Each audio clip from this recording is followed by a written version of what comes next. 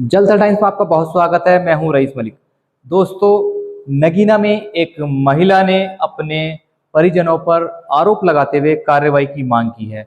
आरोप क्या है? महिला का आरोप है कि 8 माह पूर्व उसके पति की मौत हो गई थी बीमारी के चलते, और जो उसके पति के नाम पर जो प्रॉपर्टी थी उसको उनके भाइयों के द्वारा, उनके परिवार के द्वारा हड़पने की तैयारी चल रही है। महिला का आरोप है। महिला ने इसको लेकर के पहले थाने में, नगीना थाना में कार्रवाई की मांग को लेकर के प्रार्थना पत्र दिया, लेकिन वहां से जब कार्रवाई नहीं हुई तो महिला का कहना है कि उसके बाद पुलिस क्षेत्राधिकारी नगीना को घटना से अवगत कराया, लेकिन जब वहां से भी बात नहीं बनी तो महिला सीधे पुलिस अधीक्षक के पास पहुंच गई।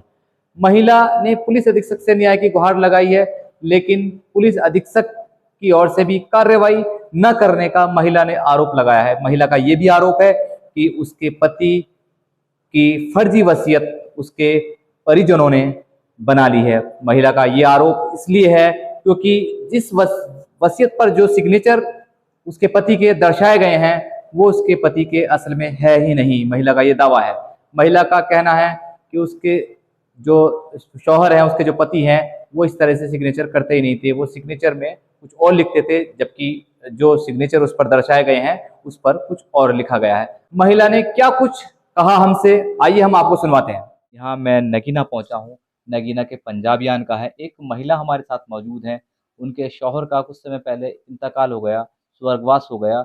अब उनका उनके परिवार से ज़मीन के उनके बंटवारे को लेकर के एक विवाद चल रहा है, और उनका सीधा सीधा आरोप ये है कि उनकी सुनवाई कहीं नहीं हो रही है। वो पुलिस में गई, पुलिस में सुनवाई नहीं हो रही है।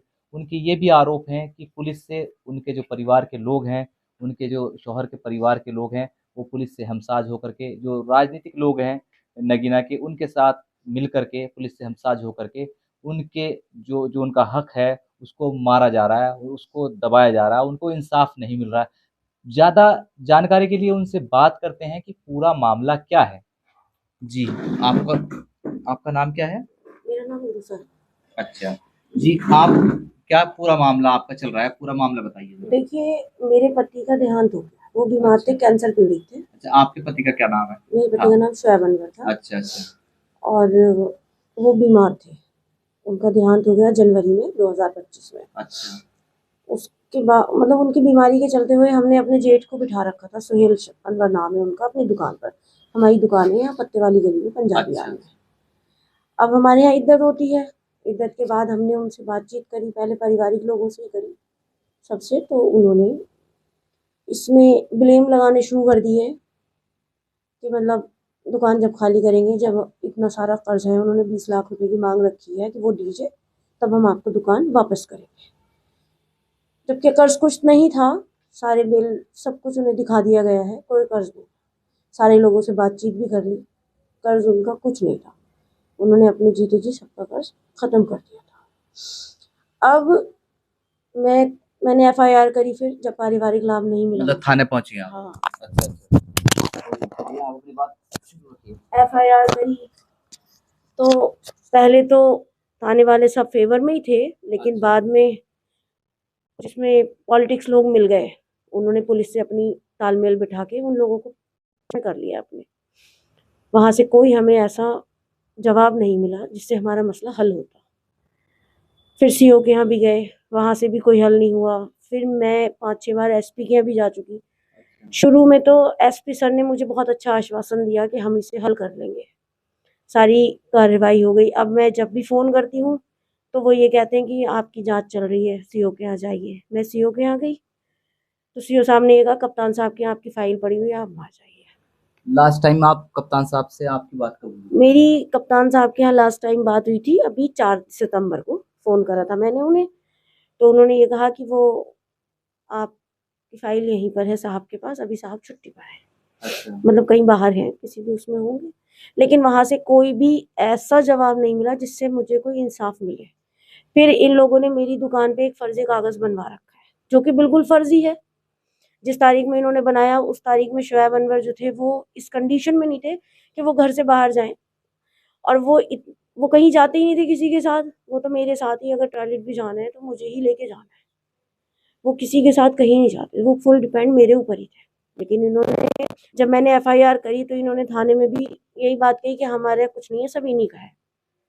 और उसके 3-4 दिन बाद ये फर्जी कागज ले आए। इसमें मेरे परिवार के लोग भी शामिल हैं, तो सब लोग एक हो रहे हैं।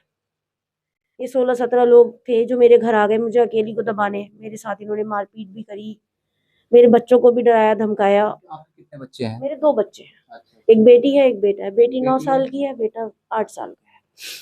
तो इन्होंने मेरे बच्चों को भी डराया धमकाया। बहुत ज्यादा टॉर्चर कर रहे हैं, बहुत ज्यादा। कहीं से भी कोई इंसाफ नहीं है। मतलब एक तो आप अपनी लड़ाई लड़ रही हैं, जी। जो आपका हक है उसके लिए लड़ रही हैं, दूसरा इन बच्चों का जो पालन पोषण है उसके लेकर भी दिक्कत तो आ रही होंगी आपके सामने। जी, उसको लेके तो बहुत है। पढ़ाई का खर्च है भाई, बच्चों के रोजमर्रा के खर्चे हैं, घरेलू अखराजात हैं, सभी हैं। दूसरे ये एक फर्जी कागज है जो इन्होंने ये फर्जी हस्ताक्षरों से बनाया है। दूसरे ये एसपी के यहाँ की एफआईआर है।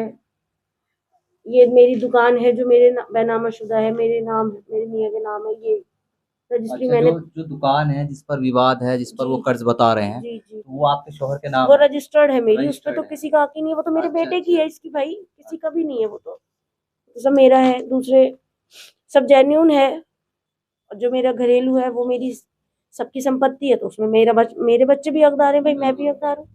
तो अब आप क्या चाहती हैं? प्रशासन से क्या मदद चाहती हैं? शासन से क्या मदद चाहती हैं? माननीय मुख्यमंत्री जी तक आप मेरी बात पहुंचाइए। मुझे माननीय मुख्यमंत्री जी से ही ये बात कहनी है कि वो महिलाओं के पक्ष में बहुत अच्छा कार्य कर रहे हैं, और मुझे भरोसा है कि वो मेरा मसला भी हल कराएंगे। कि उनका प्रशासन जो है वो मेरी कोई मदद नहीं कर रहा, कुछ भी जिसे कहते हैं, जिसकी वजह से मैं आज यहाँ तक पहुंची। तो इन लोगों ने मुझे बहुत परेशान कर रखा है। बस अब लास्ट ये है कि मैं इन्हें प्रशासन से भी कहूंगी और माननीय मुख्यमंत्री जी से कि अब मैं इन्हें साथ लेके फिर आत्मदाह ही कर सकती हूँ और कुछ नहीं कर सकती। ये बताइए आप, अब आप मेरी इस बात को प्रशासन तक जी पहुंचाइए। बिल्कुल, आप नर्वस ना होइए, बिल्कुल भी। हम पूरी कोशिश हमारी यही रहेगी, पूरा प्रयास रहेगा। हमारे प्लेटफॉर्म जो हमारा चैनल है उसके माध्यम से हम आपकी बात प्रशासन तक, शासन तक पहुंचाने का काम करेंगे, और आपको जो है इसमें हक दिलाने के लिए हमारा पूरा प्रयास रहेगा। मेरी दुकान में भी 20-25 लाख का माल था, गोदाम भी भरे हुए थे मेरे, सब कुछ भरा हुआ था। लेकिन अब ये सब लोग मिलके एक साथ सब नाइंसाफी कर रहे हैं। इन्होंने फर्जी साइन कर रखे हैं भाइयों ने, भांजों ने, सब अच्छा, मिल। एक आखिरी सवाल मैं आपसे ये करना चाह रहा हूँ, जो यहाँ के चेयरमैन हैं, जो वर्तमान चेयरमैन है यहाँ जी, के, उनके संज्ञान में भी ये मामला है? उनके संज्ञान में ये मामला है, लेकिन वो इसको नहीं ले रहे क्योंकि मेरी तो अकेली का वोट है। यहाँ उनके जो ज्यादा वोटर हैं उनका झुकाव उसी तरफ रहेगा। वो भी कोई हेल्प नहीं करी उन्होंने किसी भी तरह की, चलिए, कुछ आप नहीं। नर्वस ना होइए, हम बिल्कुल आपकी बात जो है शासन, प्रशासन और मुख्यमंत्री तक पहुंचाने की पूरी कोशिश रहेगी हमारी, और हम आपको इंसाफ दिलाने के लिए आपकी लड़ाई में आपके साथ खड़े हैं। ये क्या नाम बताया था आपने अपना? उरुषा। उरुषा ये नगीना से हैं, जो अभी बता रही थी कि इनके साथ पूरा मामला क्या चल रहा है, किस तरीके से इनके परिवार के लोग, और उनका ये भी एलिगेशन है कि जो राजनीतिक लोग हैं वो मिल करके उनको प्रताड़ित कर रहे हैं। मानसिक रूप से वो इस समय तनाव में हैं, बहुत ज़्यादा परेशानी में हैं। 2 बच्चे उनके पास मौजूद हैं, उनके पालन पोषण की जिम्मेदारी भी उनके ऊपर बनी हुई है, लेकिन एक तरफ वो अपने परिवार से ही इस लड़ाई को लड़ने का काम कर रही हैं, वहीं उनको साथ साथ उन लोगों से भी लड़ना पड़ रहा है जो उनके परिवार के साथ खड़े हैं, मसलन जैसे राजनीतिक लोग और प्रशासन के लोग। तो उन्होंने सीधा मुख्यमंत्री योगी आदित्यनाथ जी से ये गुहार लगाई है कि उनको इस मामले में उनके प्रशासन के द्वारा उनको इंसाफ दिलाने का काम किया जाए। मैं ऐसे ही जो जनहित के मुद्दे होते हैं, जो प्रताड़ना के मामले होते हैं, उनको लेकर के लगातार आवाज़ उठाता रहा हूँ और आगे भी उठाता रहूँगा। मेरी जलथल टाइम्स के माध्यम से जिला प्रशासन से भी ये अपील है, योगी आदित्यनाथ माननीय मुख्यमंत्री जी से भी ये अपील है कि वो इस मामले को गंभीरता से लें और इन महिलाओं को जो यहाँ पर ये मौजूद हैं, इनको इंसाफ दिलाने का काम करें। आप मेरे साथ बने रहिए। जय हिंद।